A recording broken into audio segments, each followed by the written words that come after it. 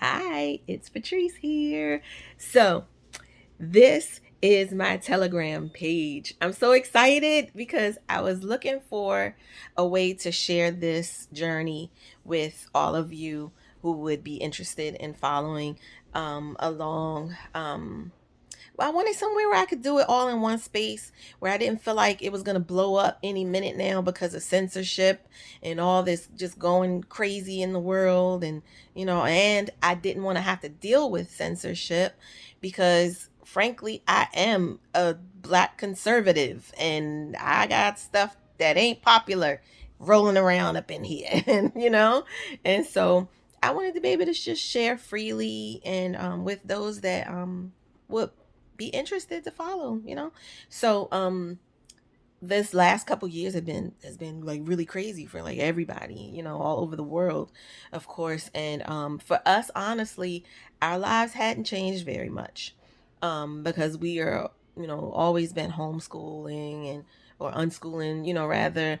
Nothing really changed much, but the fact that when we went to the supermarket, you couldn't find toilet paper so readily. But that was never an issue for us either because we're such a large family. We always have a bunch of toilet paper. So life, like I said, hadn't really changed so drastically. The only thing that really was a big deal was my daughter moving out, getting a job out of state and that whole thing. And so anyway, all hell started to break loose for us starting in August of 2021. So here's what happened.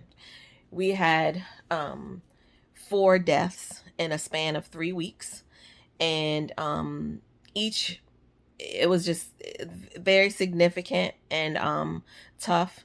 None of them COVID related too, interestingly enough. But the last one was my uncle, um, and he was the first of his six siblings to pass, and so that was and is a very significant passing for us.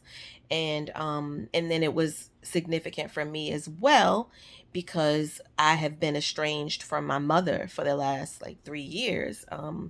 That is a whole nother story, and I'll have to, God will help me with like talking about that, and she and I are gonna have to just be okay with me talking about it because when I feel God leading me to talk about it, I'm gonna talk about it, and that's just that. But needless to say, I absolutely love my mother. That has never been in question at all. I just needed to deal with um trauma, and we all have trauma. We all have trauma. I needed to deal with mine. I needed to step back, separate, and deal and heal.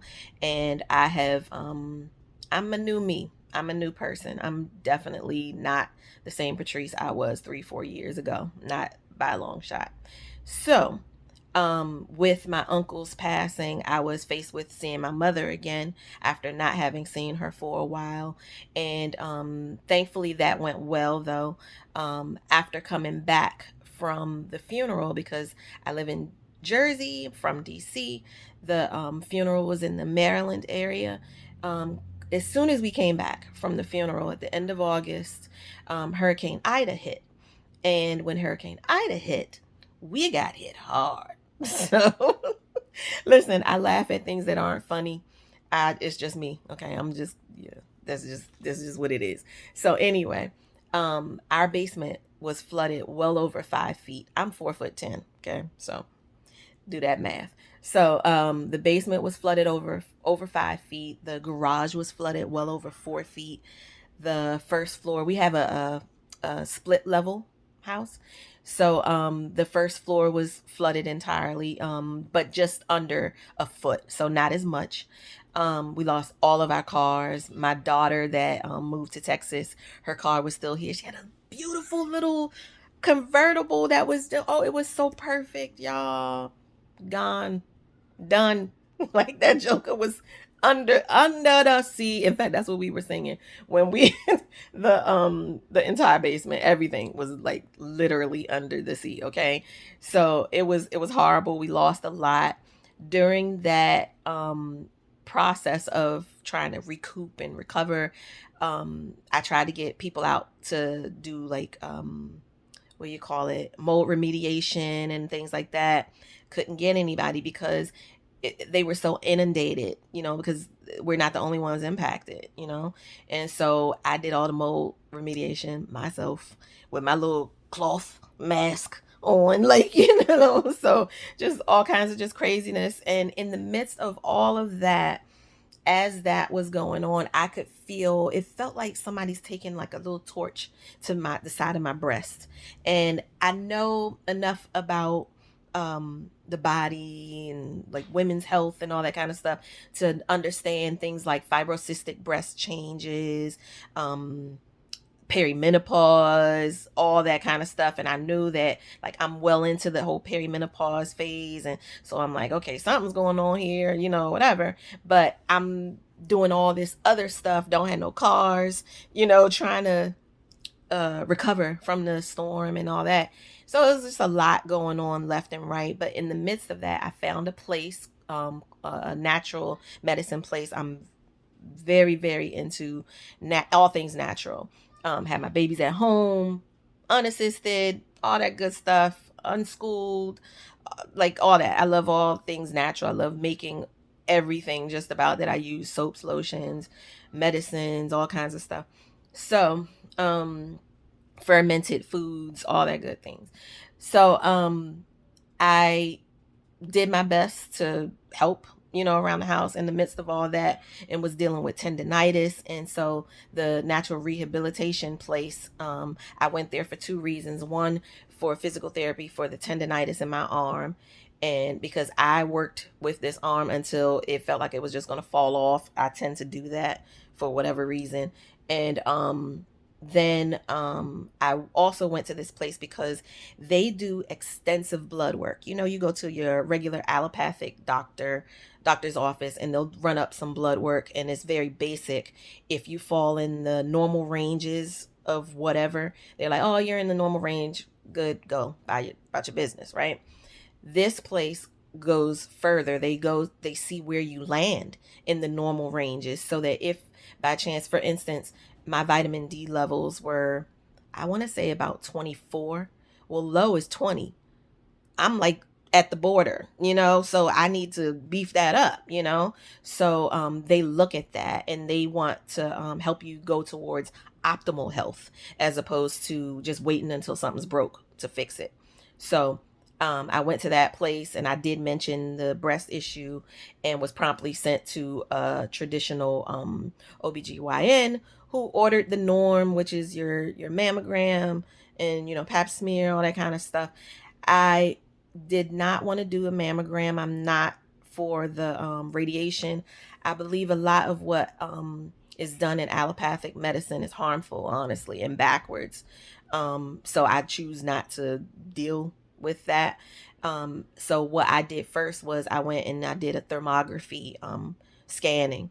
And the thermography scanning did show up like having abnormalities and all. So from there, because I didn't know better, I'll just tell you what I did, and I'll tell you what I would do now. So I did the thermography. When that came up abnormal, I went on and did reluctantly did the mammogram, which led to an ultrasound, which, because I have dense breasts, which then led to the biopsy, which then led to the diagnosis of stage 4 inflammatory breast cancer that ended up going into some of my bones and my blood. So here's what I would do differently if I had it to do all over again. I would have gone for the thermography scanning. When that showed up abnormal, I would have sent away for this cancer test that you send away to the Philippines, right? They are able to detect cancer in the body at such a low rate that you may not even realize anything is amiss in your body at that point. So the lowest level is 50. A normal range for a person that knows they have cancer is maybe between 50 and 90, upwards of 10,000 IUs. So I was expecting, so here's what I would do. I would have done the thermography. When that came up, something funny, then I would have done that cancer test. I would have learned that there was cancer present. I would have known it was the breast. And then I would have changed my diet, and I would have done everything that I'm doing now to make my body completely inhospitable for cancer. So I would not have done the biopsy, and here's why. I would not have done the mammogram. Um, I would not have done the ultrasound because I don't want to expose myself to more radiation. We're exposed to so much radiation and just so much just crap every day, all day, through our diets, environment, the cleaning products we use, everything. And I want to reduce that as much as possible. So, again, I would not do the biopsy because for me the biopsy is a no-brainer. And I did cancel my biopsy the first time it was scheduled, and then I reluctantly went the next week because I didn't know what else to do.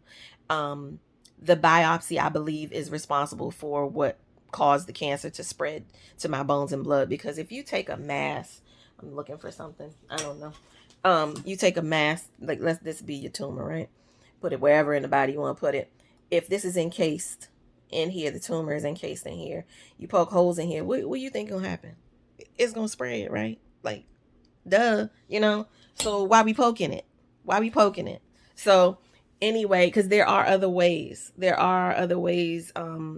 I really believe the system is just really jacked up, and it's a mess. But that's a whole nother conversation. But anyway, um, I believe that is why the cancer spread through my body.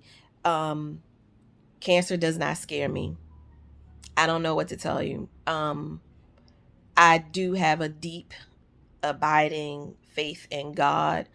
Um, I do. I they might as well have told me I had a cold, and I'm like, okay, we'll deal with this. We'll take care of this. Like, I just feel like I want to support my body in healing itself because I believe it can. Um, I have the fortune to be in contact with so many people who are in the natural, like into different natural modalities of healing. And I'm finding out so many things. One is that everybody, everybody, period, but everybody, especially that has cancer, diabetes, certain illnesses, you got parasites too. And those parasites are causing some serious issues in the system. You can get rid of some of those parasites, balance that out, because we all have candida, we all have parasites, we all have like certain things in our body that aren't like the best for us, but in balance it's okay. But when the balance is like all out of whack, that's when you get these diseases, and so you get that stuff in balance and support your system by not overloading it with things that are toxic for it. The body easily heals itself. Some of you may be familiar with Dr. Sebi. He was responsible for healing a lot of people through simple nutrition, just very simple. Um, just supporting the body's systems through food. And he was able to help cure people of things that are supposedly incurable, including what I'm dealing with. And interestingly enough, my husband is good friends with his videographer, and who is still carrying on his work.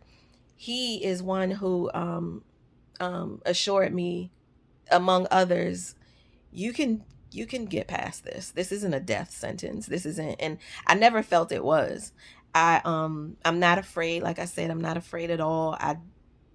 It just doesn't dawn on me to be afraid of this.